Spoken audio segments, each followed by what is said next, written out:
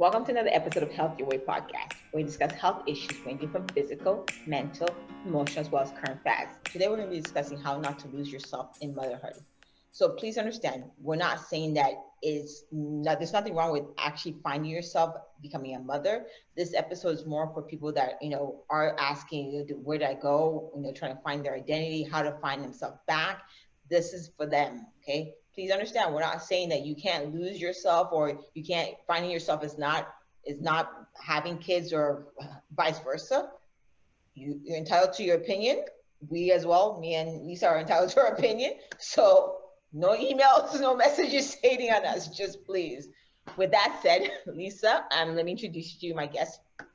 Lisa has over 10 years of experience in the fitness industry, has worked with diverse population, including first responders, athletes, adolescents, as well as mothers. Her focus is always helping her clients find their own strength and the power from their fitness routine. Is there anything else you want to add, Lisa? Did I forget something else? Please enlighten No, me. you make me sound really fancy, and I'm kind of here for it. So thank Well, you. you're a big deal. I think I respect a lot because I love the way you look. You got your tattoo on, even though mine is at the back, but it's okay. It's okay. You got to tell your mother. You resemble like not fakeness. Like you're real. It's just you know what I mean. Someone Okay, called me a cool mom the other day. They're like, "You're the cool mom," and I was like, "Me? me. No, that's not like. Rest assured, I am not cool. Rest assured, when my 6-year-old is old enough to start dating, it's not going to be cool. We're not Look at going to be that. cute about this." Like, I need to know where your birthday is, where you live. Please sign. Mhm. I get it, and that's a great mother. If you want to care about your kids, you want to make sure they're safe. And I think as a personal trainer, you train mothers, and what are the most common reasons why you find that women lose themselves when they become mothers? Oh man, I think women by nature we're nurturers, right? Like it is our jam to give to everybody else first. Like, and we Right. get pulled in so many different directions as women, not mothers, but like women, right? There's so Okay. many things that we need to fit into, and the societal constraints and all that kind of stuff. And then when you become a mother, it's a whole different kind of thing. And I think that is the first thing that I see, and it's not a negative. I really want to stress that. Us giving to the people around us in our community to make sure that our tribe feels supported and healthy and safe is an absolutely phenomenal thing. It is really hard, though, to find the balance between that aspect and you, because work at home, stay at home mom, I don't care, we all work in, and we're all adulting, especially right now, to the best of our abilities. We're all working really, really hard. And it's hard to find time for yourself within that. And then I think what happens after that, like the step two of that, is this, I call it comparisonitis. Oh, Like we okay. compare I was, ourselves. I got it. I Do got it. when you said Mo, Mo Cabernet. take it. Mo take it. You're good. No, I was like, But okay, we I got compare thinking. ourselves to everyone around us, and not to bag on it because I do have an online business, but social media hasn't really helped that. When you're seeing in your search algorithm the mom who's just had baby number 4, she's like 3 weeks postpartum, she's a 00 already, she has a 6-pack, and somehow she's sleeping through the night, and you're like, what am I doing wrong? And I think that doesn't help us. And then I think the other thing that aids in us getting lost, which really this one is for sure negative and for sure makes me sad, is this like innate competition Really? and like leveling, like one upping one another. And I don't see it with a lot of women. I will stress that, especially in my community. I don't see that, but I have seen that. And I experienced that a lot as a new mom. This like, I'm doing better than you. And I think for some people, when that kicks in, it can be a shutdown mode happens. I'm not going to try because I can't handle it all and I can't do it all. So I'm just not going to do it. And it's not a vocalized thing. Like it's not a verbal thing. Like I'm better than you. It's like a look at her and she's handling it. It's like the next level of comparisonitis. Like, look at her and she's handling all the things and she's doing all the things. I'll never be like that. I get what you're saying. I think, I'm a little saddened by what you're saying because I didn't realize how that bad. Like, first of all, I am not a mother. I'm sorry. I commit, I praise you guys. You guys do it well. I can't do it. I think when you said, I understood the compare nice part, but when you said, when people are like one up on each other, I think that's really sad. Mm-hmm. It is, because I can see yourself losing yourself in that because you're trying to always compete, or even then when you don't compete, there's a mental and physical and emotional effect respects to that, and you go into a shell. I can see that I'm talking, and it makes more sense when I see a lot of women that are lost because Yes. it's Yeah. And it's one of those things that, and I mean, I'll talk about this more later, I'm sure, but part of the reason why I started the business that I started was because I was sick of that. It was really very, very sick of that aspect of things that I was seeing, and it was so unsaid, but it was a bit prevalent, and it was just kind of like this undertone, and I didn't like it. It didn't vibe with me because being a woman, parent or not, like we're in the Thunderdome. We have so many aspects of life that is so different from men to deal with. fair And enough. for me, it's like, I think that we're better and stronger as a community when we can come together as a community and build each other up. I'm not any better than the person next to me. I truly, like, wholeheartedly believe that.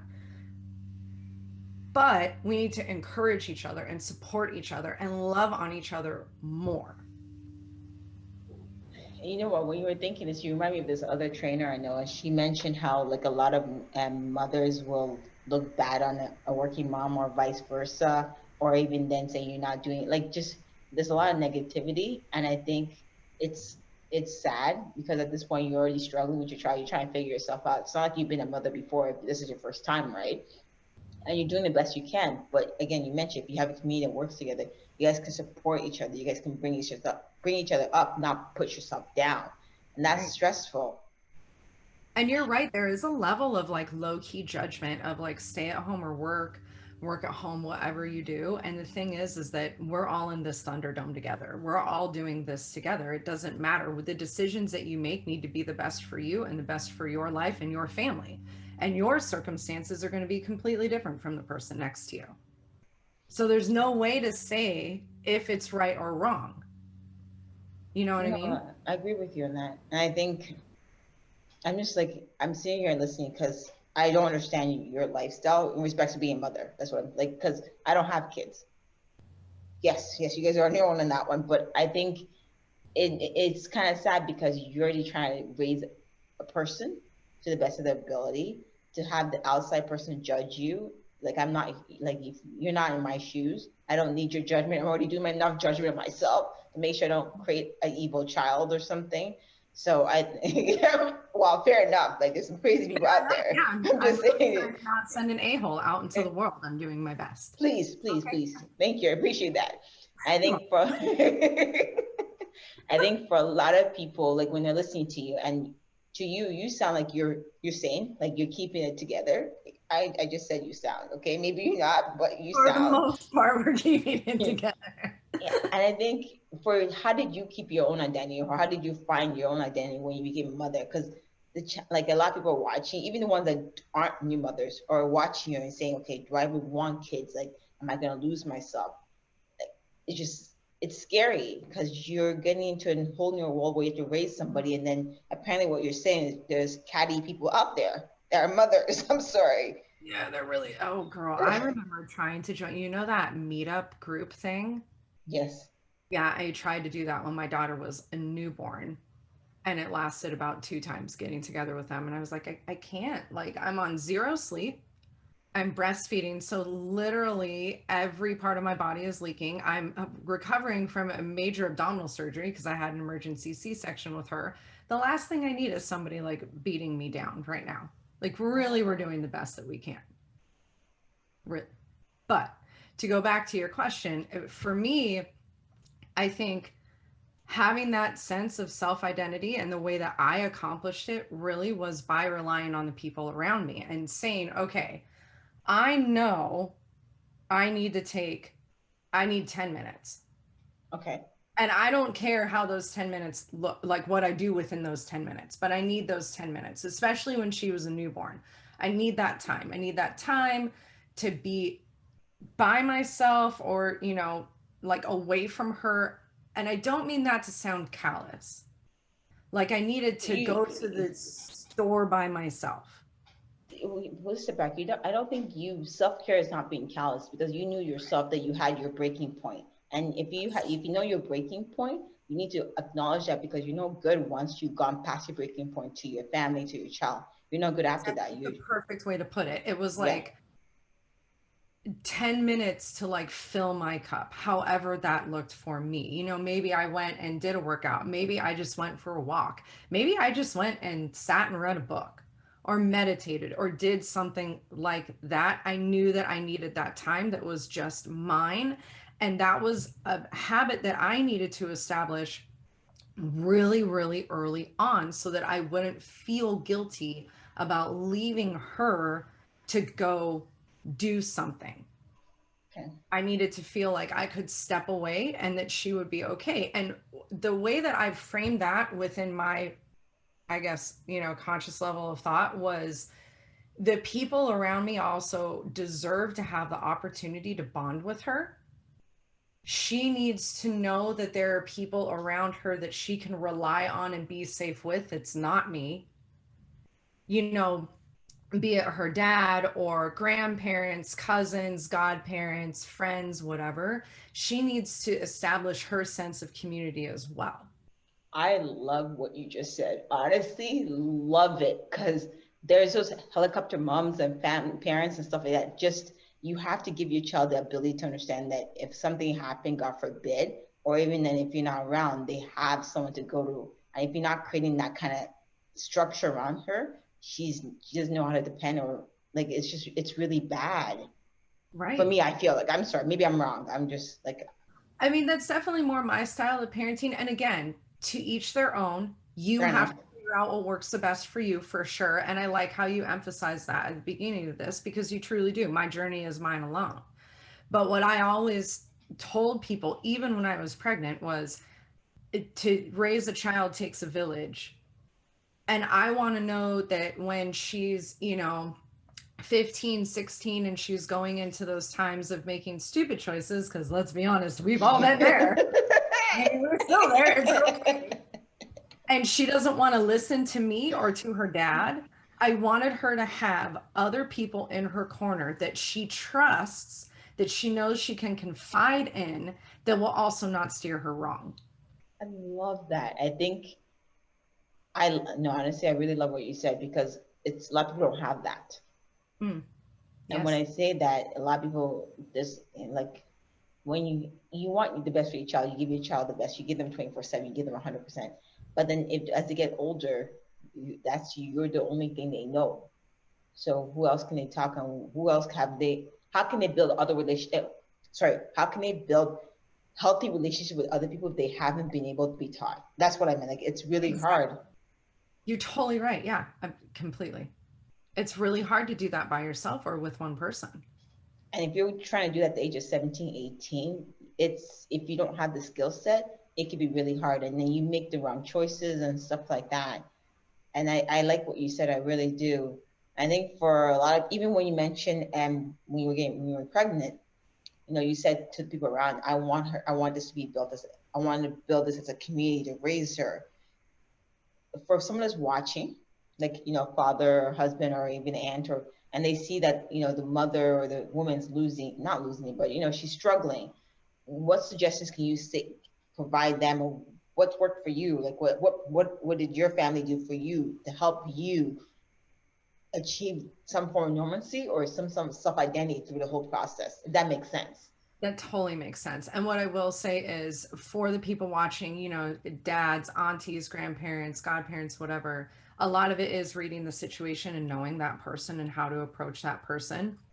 For me, it was my husband saying, I want to go and take her to do that. I want to have a daddy daughter date. I want to do this. It wasn't asking me for permission.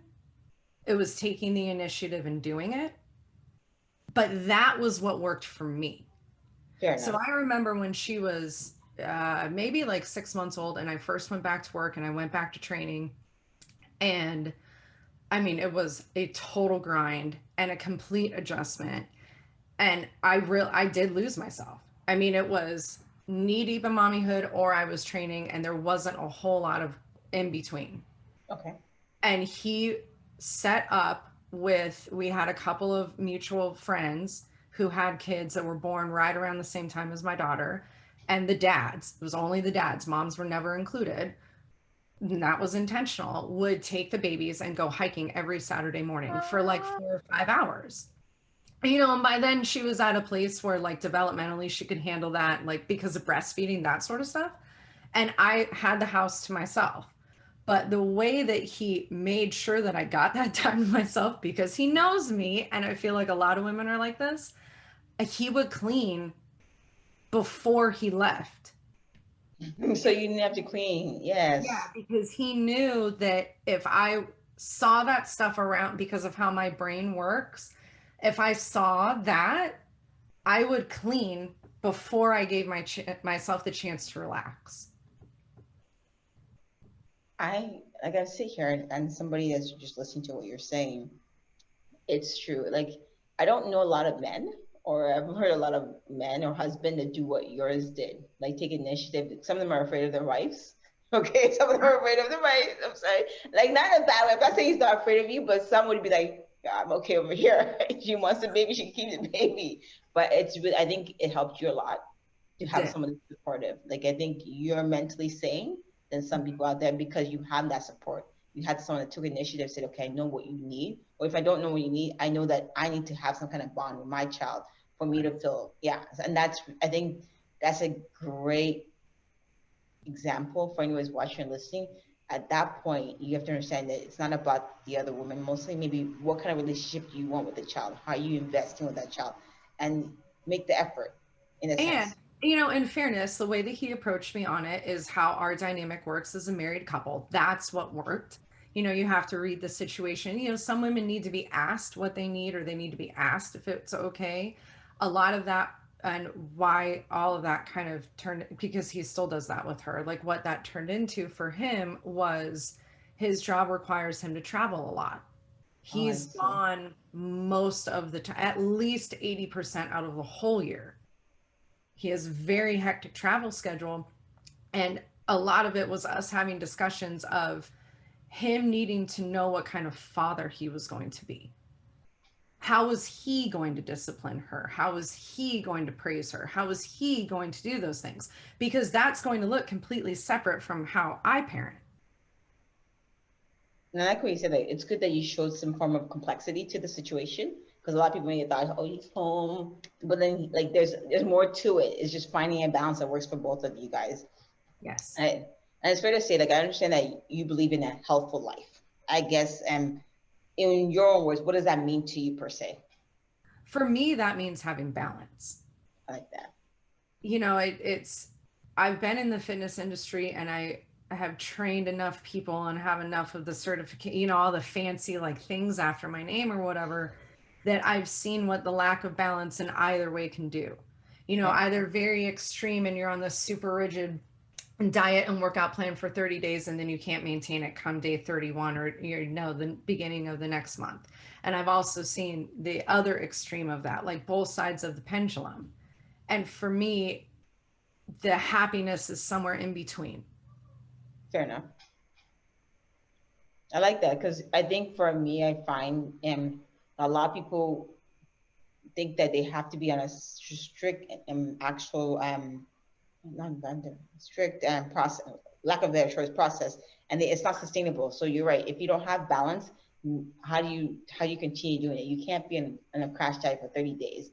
After you've done that, you haven't learned anything. You haven't. All you did was follow steps, A, B, C, D. If you can follow steps, that's good for you. Some people even follow those 30-day steps. Right. And you know what? Not like, for some people, that rigidity in their like fitness regime or whatever really does work. And that's fantastic. But a lot of the times, for most people, that's a band-aid fix. And we want to go to the deeper level. If you're a new mom and your thing is, I want to lose the baby weight. Okay, cool. I also understand by training a lot of people who have been pregnant and then postpartum that there's a process that goes into that to make sure that you are staying healthy. Okay. And because when you're healthy, you're better for the people around you. Your family can't have you being hurt or injured or whatever. You have a family that depends on you. So, how are we going to make that look? And if they want the rigid thing, cool, I can give them the rigid thing. Trust me. I'll do that. But then what I'm also going to stress is, okay, let's do the rigid thing for 30 days, but come day one of the next month, we're working in something else that's more realistic for your life, because I want you to be healthy and happy for your life, not for a month. I like that. For me, I find when I talk to people, I'm like, okay, they tell me what they do. I'm like, but is this sustainable? No, I'm like, is this sustainable? So it's not Yes, sustainable. Then they're like, can I give it a direct plan? I'm like, I can give you a plan, but what have you learned? You can follow the plan, but are you going to sustain for the rest of your life? If you're not going to sustain for your life, there's no point having a plan. exactly. I don't have a plan. I wake up, I'm like, what am I gonna eat today? I have an idea of what I want to eat. I have an idea of but I'm not like, well, A, B, C, D. Like, I can't do that. I'll lose my mind. But Right. again, you're right. Some people may need that. And I Right. think if people want to reach out to you and to learn more about your service or follow your journey itself, what's the best platform to reach you out on? The best platform is Instagram. I Okay. know you're going to put this all in the show notes because you're an Mhm. expert. So if they don't remember, it's fine. And my handle is my first and last name at Lisa Peranzo. If they want to go to the website, they can do that too. That's www.ahealthfullife.org. And each, they all connect to one another. So the website has the blog and the recipes and the links to the workouts, the links to apply for coaching with me, because yes, it is on an application basis. And it also links back to my social media. And then the social media link in the bio on Instagram links back to the website and everything else. So we keep it simple because I know we're busy. I love that because people assume that I always felt like I need to just, you have to fit. Like my personality have to fit. I have to understand what you need. I don't just take anybody. You have to make sure that they're the right fit for you as well. And then you understand their goals. Because some people out there they're interesting. There's a lot of interesting people out there. People out there. And you know, the thing for me, like I said, if they need the rigid plan, if they want the rigid plan as a way to establish habits and discipline and all that, that's cool. But like what you said too, they need to be able to step away from that with some lessons learned. Yes, 100%. Because if you can learn the lesson, you're going to be able to apply that lesson going forward. And that's really what I want. And what I want for moms too. Like, let's sit down, let's look at your calendar, let's plan when it's realistic for your life to work out. If I have you going with all the things in your life from 0 to 60, 60 is going to feel like a Spartan race when you're not a runner. All right. And I see that. Okay, to step back, I see a lot of people that just go from an eight, like from 0 to 100. I'm like, well, what happened to 2, 3, 4, 5, 6, 7, 8, 9, 10? Like, it's not. Did you say thank you? Yes, it is. Because there's lessons to be learned in that. It's incremental steps. You can't just start at like nothing and then, it's like going from elementary school to your PhD. There's a lot in between there. It's so weird. And then some of them want to do some jumps in the air. I'm like, but can you bend? Can you walk down the street? If you can't do that, how can, like, this? Yeah. So this has been interesting. I think for me, for a lot of people, and I've seen one of the reasons why they should reach out to you if they have any questions or concerns. But tell us what sets you apart from other trainers or someone that does what you do. I think the Besides biggest being a cool mom. Sorry, go Oh, ahead. thank Go ahead. It's just the tattoos. They're everywhere. My mom was like, just don't get a chest plate. Like, Oh my God. just you can't like stop. And I was like, okay. Anyways, I think what sets me apart is that I do not adhere to a cookie cutter mode of fitness Okay. and health. I really truly believe that for somebody to get a healthy lifestyle, it's not me putting them into a box. I meet you where you're at. I figure out what your goals are with you, and then we establish the steps together to get you there. So it's not a dictatorship, as it were, of me telling you what you need to do every week, and there's no leniency with it. I like We that. have to like learn what works, what doesn't work, and how can we shift things around so that it does work. I say I want to be a disposable coach for my private clients. I want them to have every single tool that I have, every single aspect of knowledge that I have, so that by the time they're done coaching with me, they can take it and run with it, and they know how to establish this for themselves and how to adapt to life as it comes their way. Because that's the one guarantee that we have, right? Adulting is never going to stop. Yes. But some has never started. But details. That's also Details. No, I like your approach, because I find that it's a better approach in general. 100%. They may never get that 6 packs, but they find their own version of health, and that's one. Is like, you have to find your own version. If you don't find your own version, you're gonna struggle. Like, my version of health it may be extreme than other. Like, I do crazy things. I even sit there and go, "More, you need a new hobby. You just need a new hobby." But like, other people do, and I'm like, what I do may not be for you. What you do may not be for me. You just need to work with someone that's willing to, as you said, be flexible, work with you, find your balance that works with your lifestyle, your skill set, what you want. And I appreciate you saying that, because I think it's very important. Anyways, watching, if you're looking for a trainer, you want someone that does that for you 100%, because if they're just giving you a cookie cutter and it's just straightforward, it's not a long term. In the next 2 years, you're gonna be getting a new trainer 100%, because it won't last. true. Yeah, you're completely right.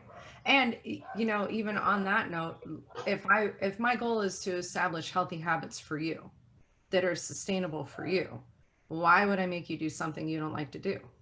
If you tell me, man, I really like yoga, I would do yoga. I would make the time in my busy schedule to do yoga 5 days a week. But you're like, damn, I hate CrossFit. Why would I mean, I'm just pulling examples of, I know what you mean, 100%. Why would I make you do CrossFit?